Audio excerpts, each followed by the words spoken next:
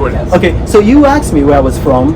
I'm from a place called Ile-Ife, originally Ile-Ife, and then my ancestors, they moved from Ile-Ife to a place called Iwere. Today Iwere is bastardized and called Warri, because that's when the British came. You know, all of these names, they couldn't pronounce it, they changed the names. So I mean, hopefully we're going to change it back.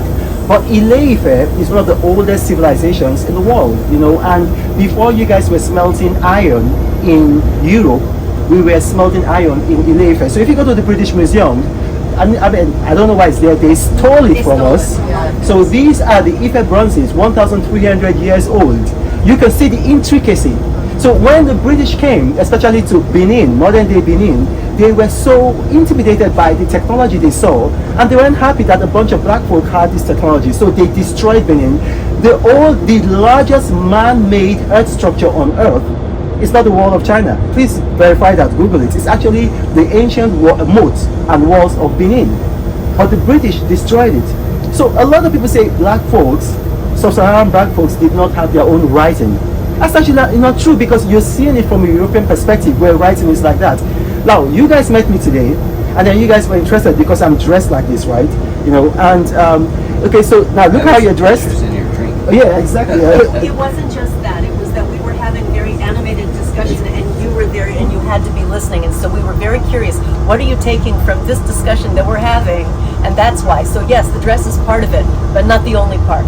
Okay, so but that's the thing, is like, you know, we had our own form of writing, but because like you know, like your own idea of writing was that it must be like ours. So like you guys met me today, right?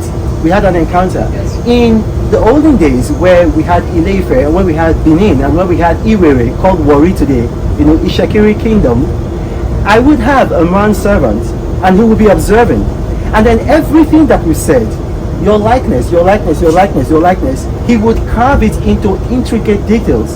So I challenge you guys, go on YouTube. There's a guy called, I'm sure you know him. You said today you have was that? a video. You have a video. Oh, exactly. So you Exactly. But you've heard of David Attenborough, right? David Attenborough? Yeah. He went to Benin in the year I was born, 1974, and he met the Oba of Benin, and then he was trying to put this same question to the Oba of Benin about writing, and then the Oba of Benin brought a carving from, I think it was about 1611, and in that carving he could actually tell where the Europeans came from.